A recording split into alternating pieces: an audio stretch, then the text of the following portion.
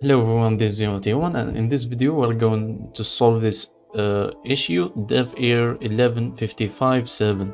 So this error is basically Modern Warfare error, and you get it probably because of your net or something else, the graphics. So the graphics, we're gonna do two methods on PC. I don't want to do on console because I found on YouTube there is many people who solved it and you should check them out. So yeah, you basically go to settings, graphics, details and texture, allocate texture cache size and small. And there's also issue with voice, but yeah, you can do your research and see how you can fix it on console, but here we're gonna fix it on PC. So if you have dedicated graphics or integrated, so we start with an integrated. You go to device manager and yeah, you just go here,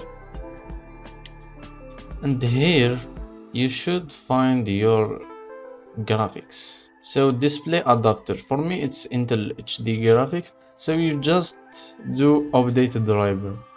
And yeah, if you have internet, and you should search automatically for drivers, and it's searching. And yeah, once it do, you're done here. Now if you have a graphic dedicated graphic card like Nvidia or AMD, you should probably download from the website and not from the method I just shown you. So all you have to do is to visit the website for Nvidia, for example. You can find the links on the description though, and choose your graphics. Let's say you have GeForce GTX 16 series and you have 1660 Ti. You should get this one and click search, and yeah, it will load. Once it search, it tells you the best graphics driver for your GPU, and you just click download and you know the rest. Now we are done with this one. AMD is also the same story. Just pick your graphics. Let's say it's AMD Radeon Air R7 series, and you pick one of them, depends on your graphics card. And yeah, you just click submit after all that is done.